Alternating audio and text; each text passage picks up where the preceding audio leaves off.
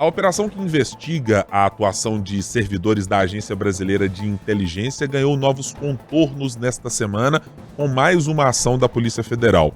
Mas qual é o potencial que ela tem de atingir o campo bolsonarista? E é possível que a oposição, o governo Lula, possa capitalizar sobre esta ação da Polícia Federal? No campo local, a gente vai falar sobre o Carnaval. Por Belo Horizonte, os foliões estão distribuindo beijos, abraços e alegria. Mas será que o governo de Minas e a gestão de Belo Horizonte com o prefeito Fouad Noman estão na mesma vibe? A gente vai tratar desses dois assuntos a partir de agora no 3 sobre os 3. Os principais fatos sobre os três poderes da República. 3 sobre os 3.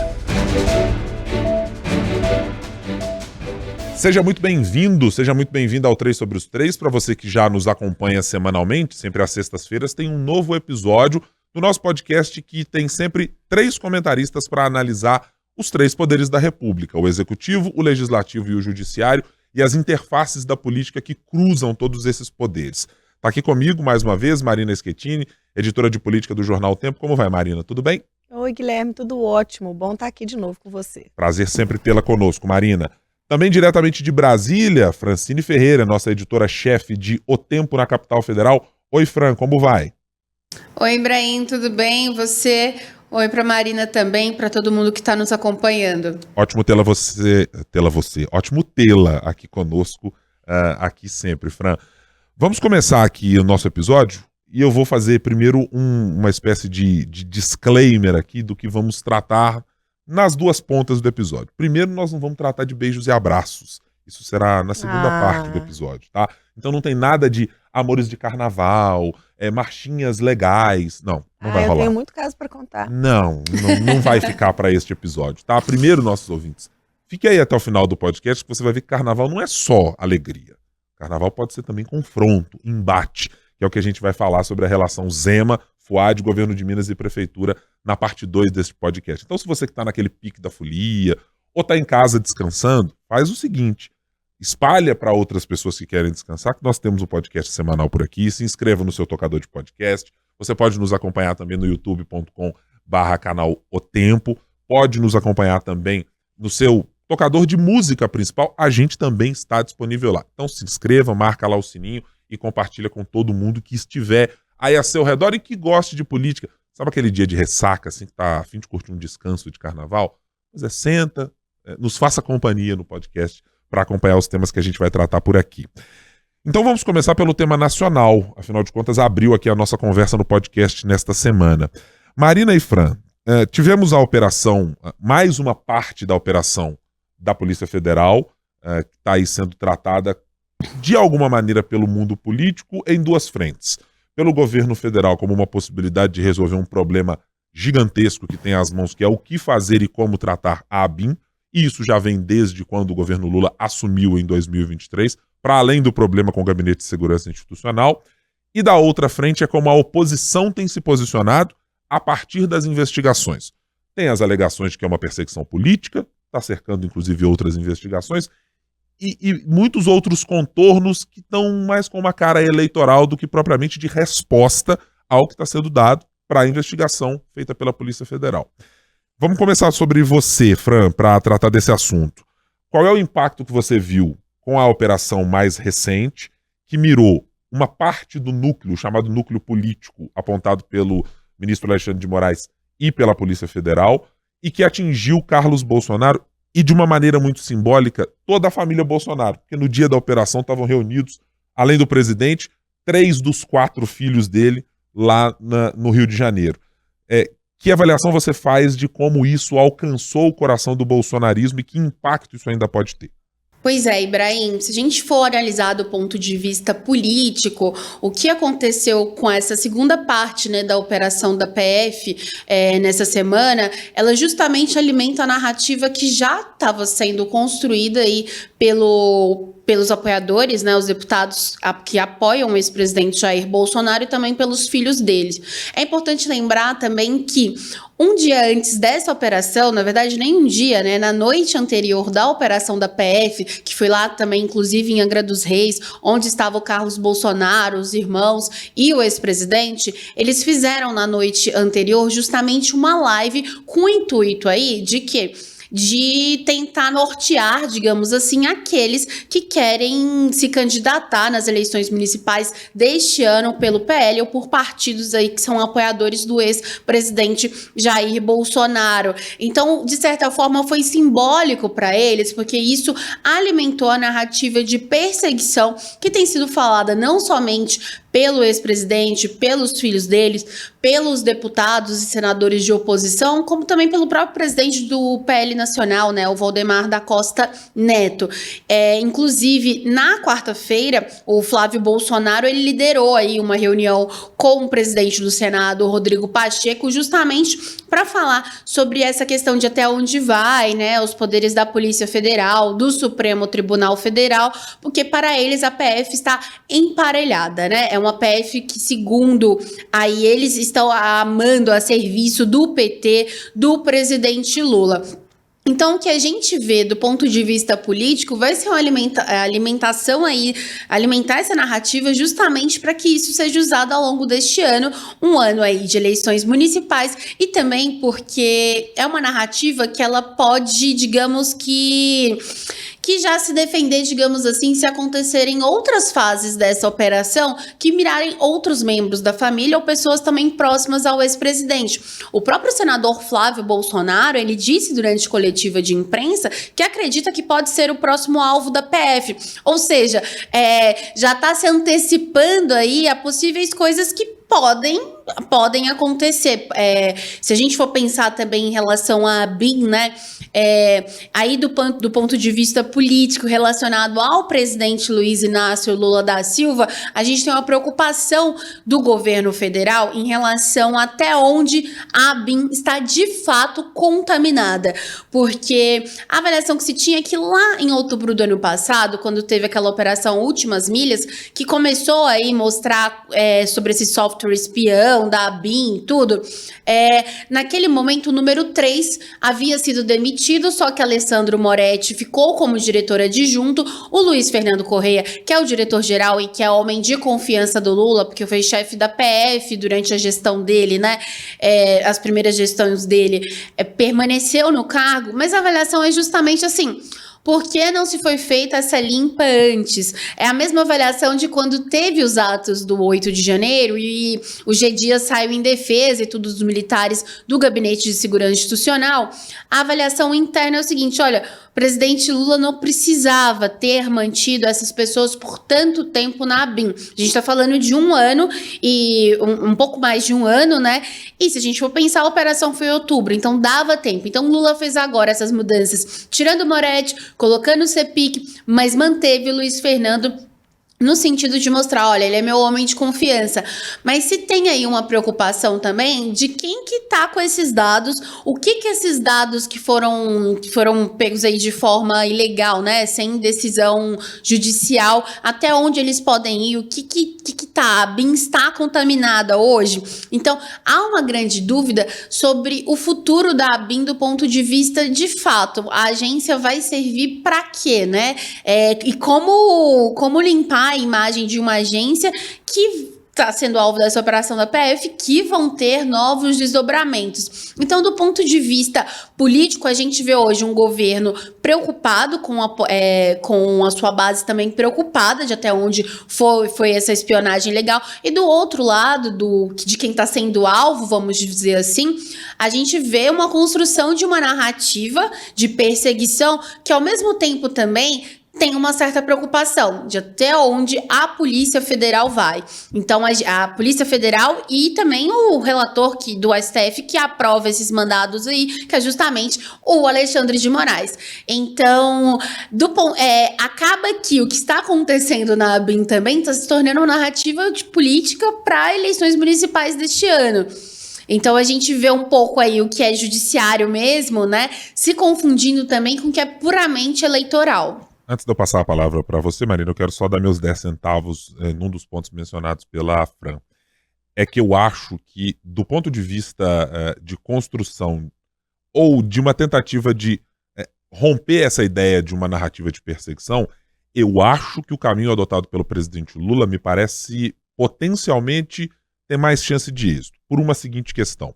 Imaginemos que o presidente eleito fizesse uma espécie de limpa geral. Entra no órgão e diz o seguinte, tá todo mundo fora. Você teria claramente a ideia de que, mas peraí, mas todo mundo saiu? Teve investigação? Quem é que está dizendo exatamente que deveria sair? É só por uma escolha de governo? Eu acho que isso seria um reforço de uma ideia de que é só uma perseguição política. O componente da entrada da Polícia Federal e de, hipoteticamente, essas pessoas que foram demitidas, tanto na fase do ano passado, quanto agora o número 2, né, o número 3 no ano passado e o número 2 da ABIN nesse ano, elas estão embasadas, ainda que cercadas pela presença de Alexandre de Moraes como sendo o suprassumo da suspeição do ponto de vista da oposição, mas elas são mais embasadas em investigações. Há um componente técnico, que é a presença da Polícia Federal apontando esta ligação se liga com esta, este político se liga com este assessor se liga com este outro. Me parece que isso, acho que não anula por completo a possibilidade de se usar o discurso de que há uma perseguição política, mas acho que ele diminui o tamanho disso à medida que estamos falando de técnicos tratando disso. Para usar um exemplo comparativo, foi como o Fernando Haddad tentou dar uma resposta à questão relacionada à reoneração dos evangélicos, das lideranças evangélicas. Que peraí, isso foi uma discussão política, foi uma decisão política, então vamos voltar para a instância técnica e deixar que ela nos apresente um argumento que ele diminua a pressão sobre o fato de ser uma decisão política. E aí quero sua avaliação, Marina, sobre a mesma questão que fiz à Fran. O que te pareceu, de maneira geral, a operação? E a gente falava aqui há algumas semanas sobre como o núcleo político ligado aos atos de 8 de janeiro, mas agora a outra investigação, estava começando a entrar na sua rota de estar com a mira apontada para si das investigações da Polícia Federal e da Justiça de maneira geral.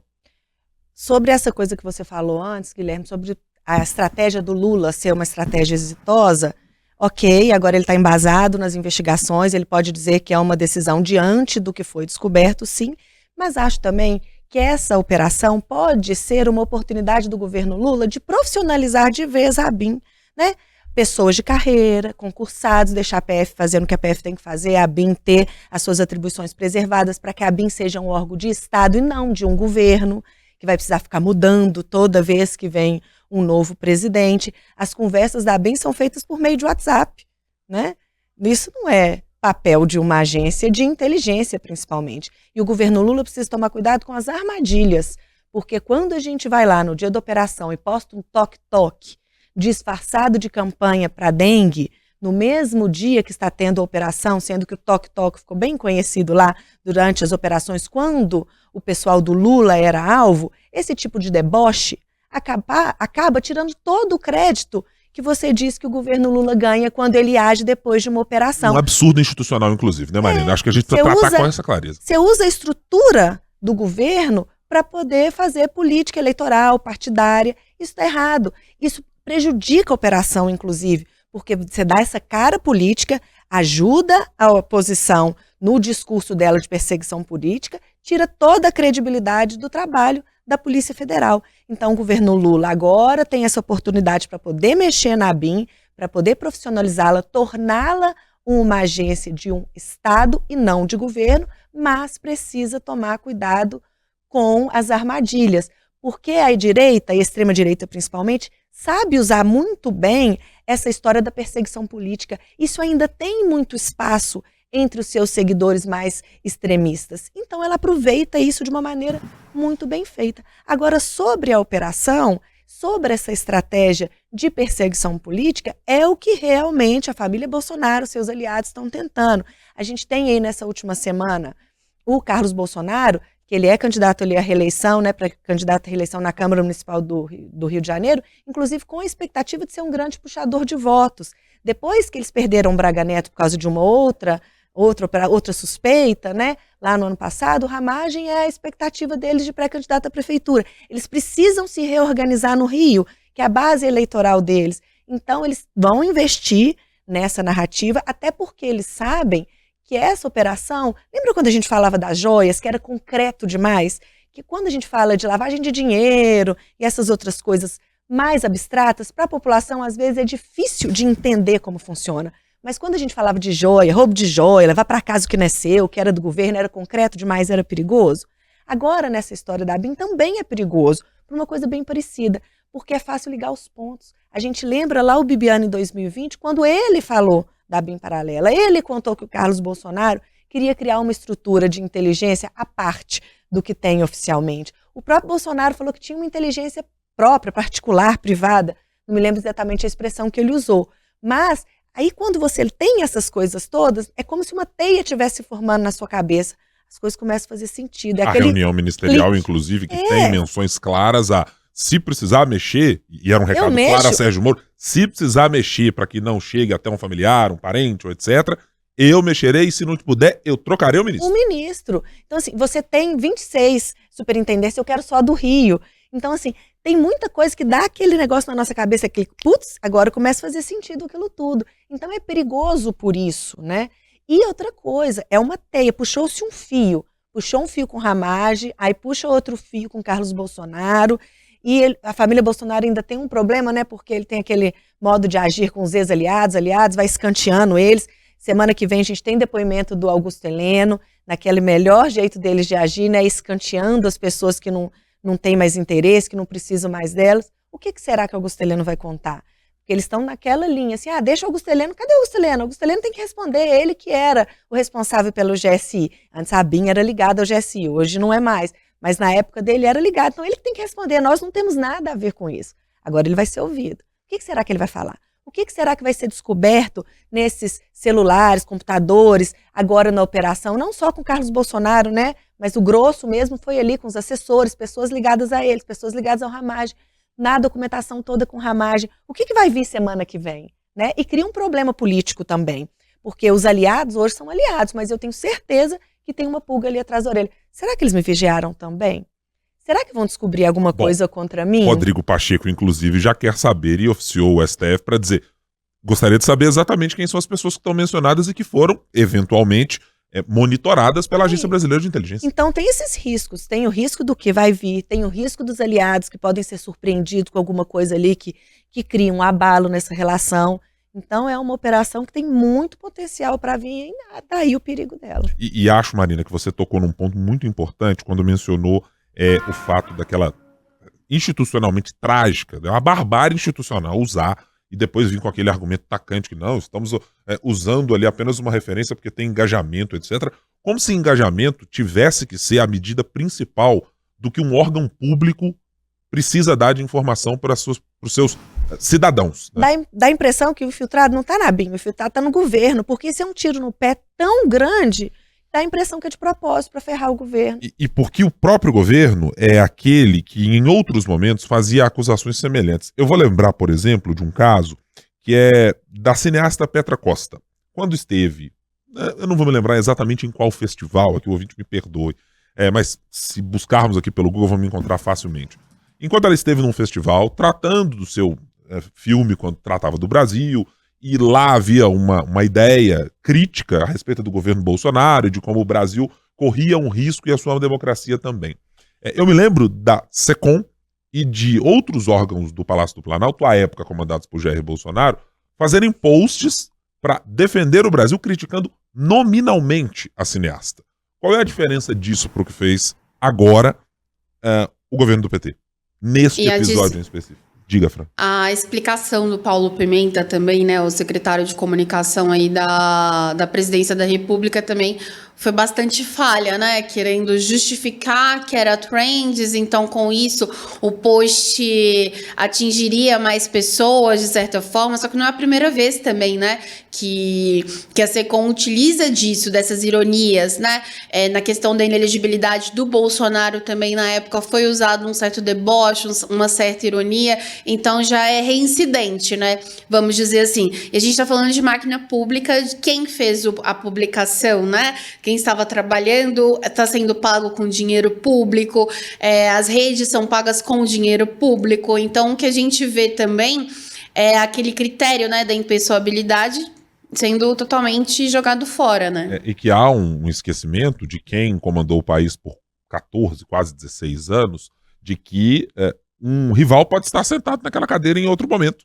Hoje é você quem está tripudiando de quem está do outro lado, mas amanhã, quando se inverter, e aí o Partido dos Trabalhadores poderá dizer: olha, eu que sou perseguido agora, olha, o governo está usando a máquina para atuar contra os meus. Bom, essa justificativa ela vai se esvair, vai escorrer pelos dedos, porque você está usando dos mesmos argumentos. E repito, não dá para a comunicação pública ser usada apenas com a métrica do engajamento como se ela resolvesse tudo. Porque no fim das contas o governo ia falar de BBB, ia falar, e não estou diminuindo aqui o valor do assunto, tá, gente? Quem gosta, tá tudo certo. Eu sou um dos que já gostei bastante, mas hoje não estou mais entre os BBB lovers. Mas já fui. Mas acho que a comunicação pública precisa ser uma comunicação de Estado. Ela tem que servir para o seu oponente, naquele momento, seu adversário político daquele momento, para você e para quem não está nem aí com qualquer uma dessas histórias. É por causa desse ponto que a Marina mencionou que eu considero que há um limitador político para que o PT e o governo Lula faturem sobre a operação contra a família Bolsonaro. Eu acho que ela poderia, sob esse ponto de vista, ser muito mais exitosa exatamente pelos pontos mencionados pela Marina, que é o famoso batom na cueca, é a possibilidade de se tornar tudo palpável, de colocar a mão naquilo que você consegue dizer, mas fizeram isto dessa forma porque outro disse assim, mas isso pode ser perdido ou diminuir a potência do que isso poderia ser, porque o governo não sabe se controlar. E veja, é curioso que a comunicação seja um dos pontos criticados pelo próprio governo do PT e pelo próprio PT internamente, lá no começo do governo Lula, de dizer, não sabem conversar com a população, não estão conseguindo alcançar determinado eleitorado, não estão alcançando um eleitor que não é lulista, não é bolsonarista necessariamente, mas que precisa ser atingido pelas políticas públicas, por indicadores econômicos, por aquela sensação de um governo positivo, de que tem boas notícias a apresentar para o seu cidadão. Mas essa mesma comunicação consegue funcionar para atrapalhar, e acho que ela funcionou muito claramente para atrapalhar o governo, neste caso da família Bolsonaro. Isto dito, me parece cada vez mais evidente que a Polícia Federal tem muitas, assim, eu usaria a analogia do Eduardo Mãos de Tesoura. Ela tem muitas pontas e muitos dedos longos sobre negócios, operações e aliados da família Bolsonaro. Tá cada vez mais evidente que o que a gente pensava, talvez, em outro momento, ou quando o ex-presidente Bolsonaro estava na cadeira, de que, não, muitas dessas coisas aí vão ficar no esquecimento. Veja, o presidente terá que depor, o ex-presidente, até sobre a importunação de uma baleia. Então não são coisas triviais. Há claramente um número bem significativo de investigações e que acho, vi isso num artigo do jornalista César Felício, do Valor Econômico, que durante muito tempo cobriu aqui a cidade de Belo Horizonte como correspondente, que ele falava do quanto a decisão judicial ou as decisões judiciais podem ser o determinante para as eleições, por exemplo, no Rio de Janeiro, que a Marina mencionou.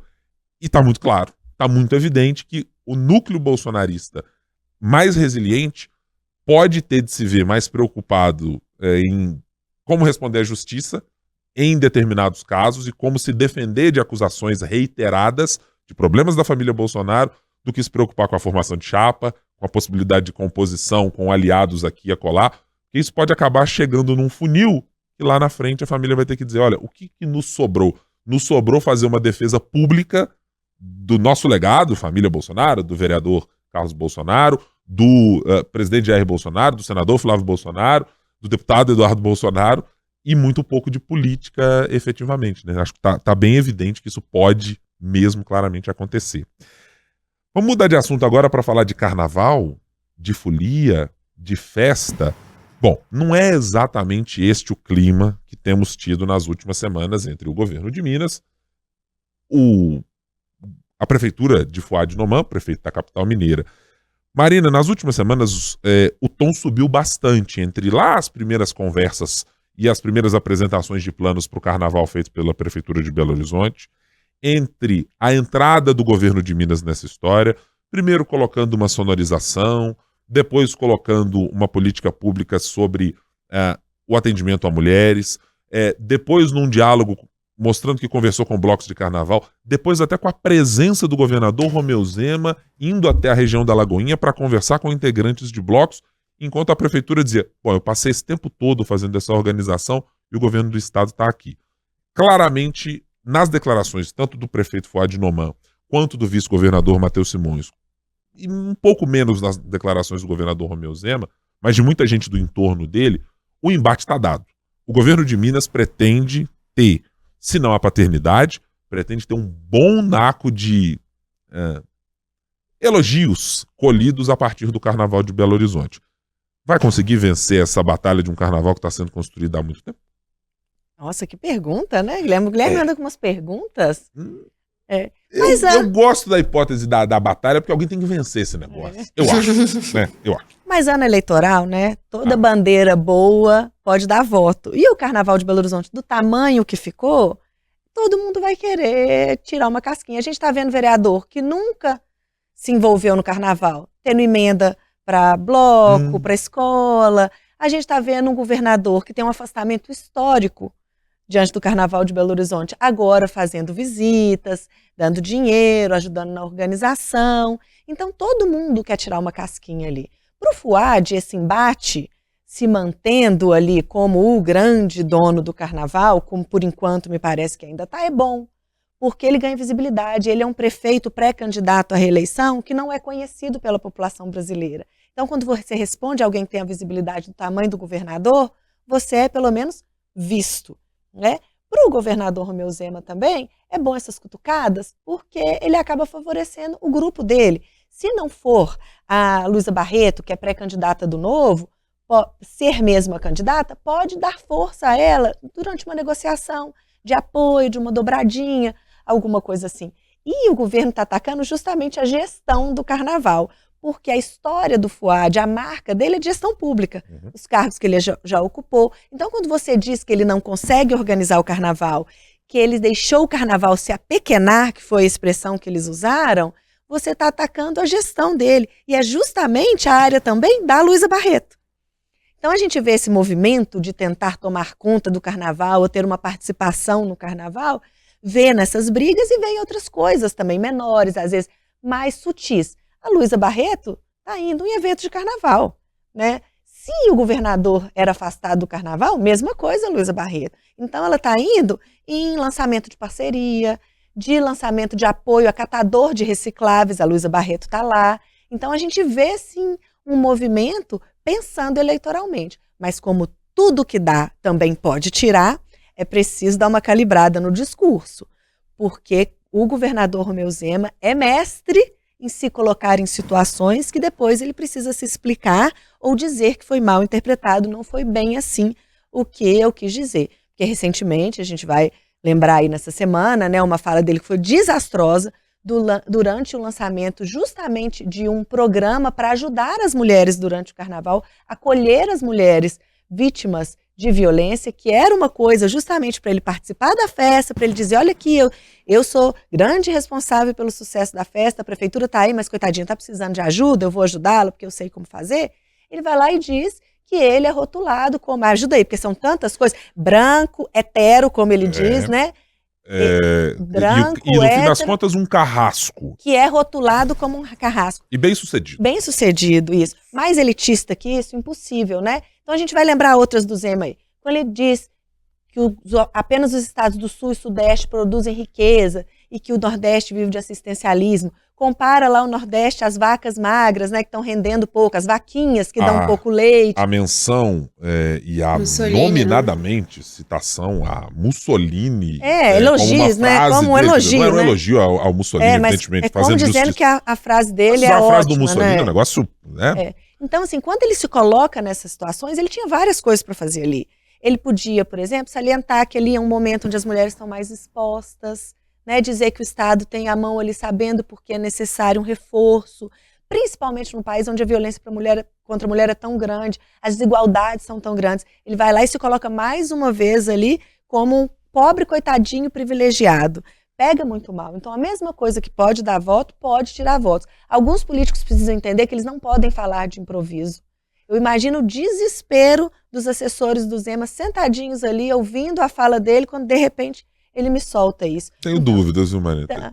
Tenho dúvidas aí se não há uma parcela... Ou então a outra coisa, porque chega um momento que tem um limite. Não dá mais para você dizer que você foi mal interpretado, Isso. não mais para dizer que você é perseguido, ou então, tá se querendo mesmo, que eu imagino que é isso que vai falar para um nicho, né, para um grupo de eleitores que ele quer atingir, se colocando ainda como herdeiro do bolsonarismo. Eu vou sempre fazer o mesmo alerta. Ele precisa tomar cuidado, porque, primeiro, não há garantia nenhuma, eu acho muito difícil ele ser apoiado pelo Bolsonaro, e não há eleitor bolsonarista que vote nele sem a bênção do Bolsonaro. E segundo, candidatura à presidência é um pouco diferente. Você pode ser eleito sendo o preferido de um grupo, mas você não vai ser eleito sendo odiado por outro, principalmente uma massa tão grande quanto a feminina, que é onde o Bolsonaro tem muita dificuldade de entrar, e o ódio do Nordeste, por exemplo. Então, governador, se for proposital, é preciso dar uma segurada e dar uma balançada. Eu já passei da fase de considerar que o governador Romeu Zema, quando tem algumas dessas posições, as faz num grau de inocência ou de uma falta de interpretação. Limite, né? E eu vi aqui, é claro, a gente sempre respeita aqui os argumentos e os pontos de vista que são trazidos e vocalizados. O governador tem todo o direito legítimo do mundo de pensar da maneira que pensa, de se sentir um homem branco, heterossexual, bem-sucedido e que se sente rotulado como um carrasco. Deve ser muito difícil.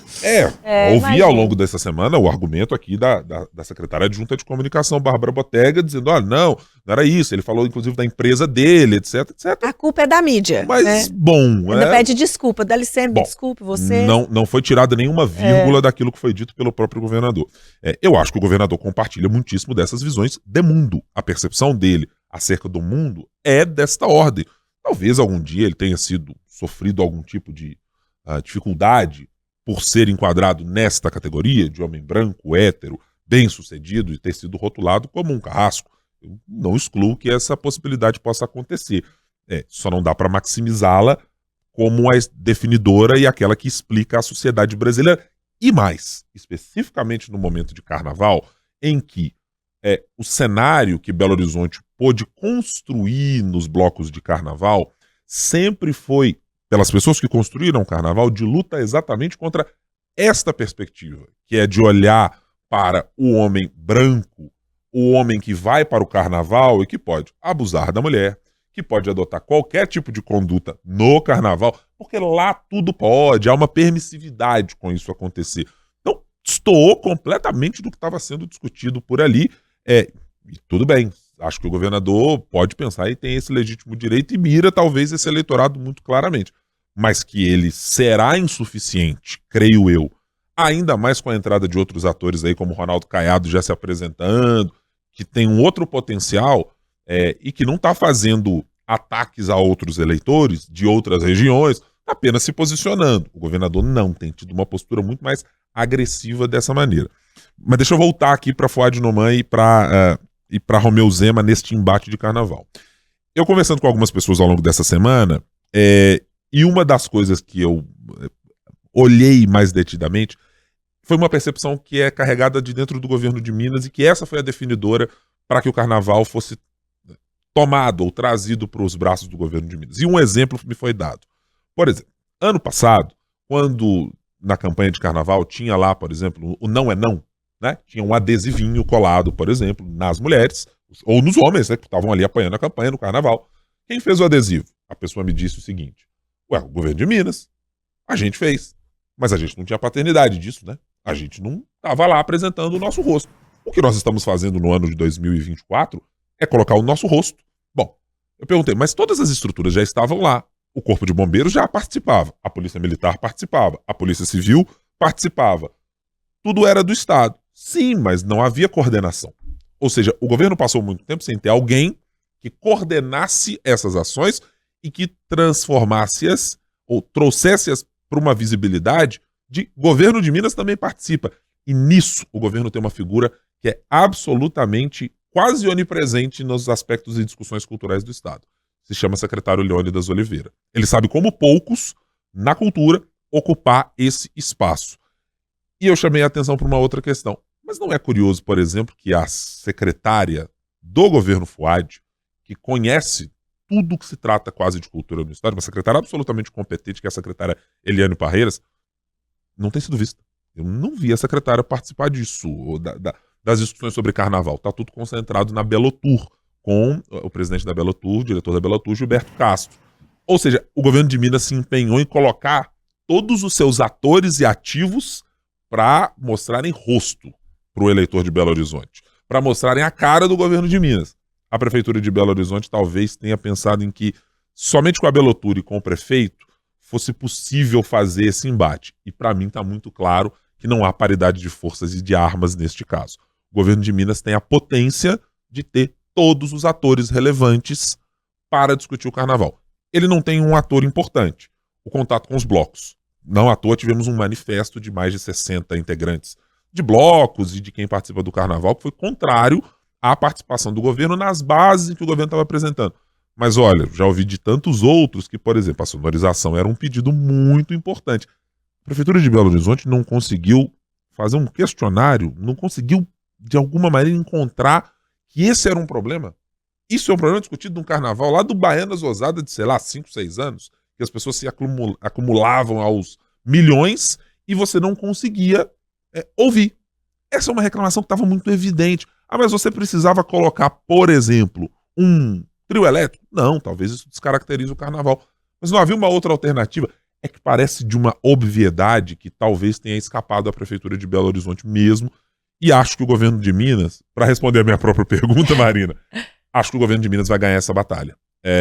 Porque acho que é um modelo de comunicação muito massivo, com muita gente, com muitos braços, e que eu acho que no fim das contas, acho que o governo vai conseguir capitalizar muito, muito, muito em cima disso. Fran, o que você pensa sobre essa história? Eu tô com os blocos de carnaval, tô brincando. Eu tava de plantão no dia aí, justamente desse manifesto e tudo mais. Eu concordo muito e até somando um pouco na fala da Marina, né? Na verdade, concordando com a fala dela. No sentido de que virou de fato uma disputa eleitoral, então ver a Luísa Barreto sempre atrás, às vezes em pautas que, né, antigamente talvez ela não estaria ali junto no palanque, o governo de Minas com essa promoção e fazendo sempre a questão de ressaltar a questão da lei de incentivo, o Matheus Simões com essa troca de farpas constantes com o Fuad, né, que antes já não estava tendo, então a última semana nos passou um dia sem um retrucar o outro, né? Então, mostra que no fim mesmo, o carnaval está se resumindo aí, de certa forma, a uma disputa eleitoral. 66 blocos, né, concordam com isso, assinaram esse manifesto, só que ao mesmo tempo pro governo de Minas é uma bandeira importante, porque no final é ele quem vai falar que a violência reduziu, que vai falar que promoveu o carnaval não só em Belo Horizonte, mas cabe lembrar também, né, que em outras cidades por meio da lei de incentivo. Mas agora, até puxando um pouco, só puxando um pouquinho, lembrando que você estava falando do Zema, sobre as falas dele, né, isso inclusive virou uma das marchinhas de carnaval, né? Que até fala Zema, Zema, Zema, sua fala lhe condena. Então, e lembra, né? Por exemplo, essa questão da fala do Mussolini e várias outras questões. Então, no final, se resume um pouco, carnaval também é política, né? De certa forma. Agora, se vai ser uma política aí popular das pessoas se expressando em relação ao governador, à prefeitura de Belo Horizonte, e de outro lado também é política do ponto de vista dessa disputa, de quem no fim vai ter mais visibilidade. Mas, de fato, é uma disputa eleitoral escancarada a partir do momento que o vice-governador fala que tá tendo uma má gestão, né? Uma má gestão, perdão, em relação à organização do carnaval. E aí o Partido Novo começou a gostar de carnaval esse ano, né? Tá bom, começou a aparecer mais nas eleições municipais. Tá? Tem Carnaval da Liberdade, tem Carnaval da Tranquilidade, tem o Carnaval de Belo Horizonte. É um negócio múltiplo, assim. Todo mundo gosta de carnaval. Você tá até vendo mesmo, né? A propaganda do governo. Tô dizendo que a propaganda do governo tá fazendo efeito. Aí eu já tô olhando pro carnaval. Assim. É preciso tomar cuidado com essa briga, né? Porque o carnaval de Belo Horizonte especificamente, ele é político no seu nascimento ou renascimento, né? Ele nasceu... Léo Burguês, né? Vocês lembram da marchinha? A coxinha da madrasta é uma entidade de Belo Horizonte. E vou citar um outro, todos vocês, antes de lembrar, o nosso ouvinte certamente também. o baile do Pó Royal. Também virou uma briga gigantesca, porque criticava ali o ex-senador Zezé Perrella, também tinha ali menções muito críticas ao senador Aécio Neves também. Mas assim, gente, esse é o espírito do carnaval. O carnaval nasce e existe pra isso, né, Maria? E o de Belo Horizonte foi realmente ali um contraponto ao prefeito Márcio Lacerda, que fechou ali a praça, não deixava as pessoas usarem um espaço que era público. Então o carnaval já nasce como uma resposta política. Então quem está ali na organização do carnaval, quem participa dele, está muito antenado a essas coisas. Então essa briga aí precisa também ter... Hoje a gente está falando muito de limite, né? Mas até isso aí precisa, porque não aparenta ali um oportunismo, né? A gente já fez até uma reportagem sobre isso, nosso repórter Hermano tratou exatamente disso, né? De como pode dar voto, pode tirar voto, mas é preciso tomar cuidado com o tom, porque pode ser entendido pelo eleitor como oportunismo, e aí vira um tiro no pé. Eu acho uma coisa curiosa, porque quando eu penso na maneira que o governo de Minas está se embrenhando no carnaval, tem muito do que o governo Lula faz quando pensa na economia para avançar sobre o eleitorado. É como se a economia pudesse resolver tudo. Então, se melhorarem os indicadores econômicos, ninguém vai lembrar de ideologia, ninguém vai lembrar dessa conversa de oposição para lá, base para cá, discussão com o Centrão e outras coisas. E o governo Zema acho que está apostando na mesma coisa, quer dizer, a presença maciça de uma estrutura de Estado sobre as pessoas do carnaval, sobre a estrutura, sobre garantir segurança, sobre presença maior de polícia, sobre uma sonorização, sobre midiaticamente tratar o carnaval de uma maneira diferente, que isso pode resolver todos os problemas de visibilidade e de adaptação do governo a um eleitorado que não necessariamente é o dele. Talvez seja, sim, talvez parte do eleitorado seja votante no governador Romeu Zema, ou potencialmente votante na candidatura de Luísa Barreto, ou quiçá de Matheus Simões em 2026.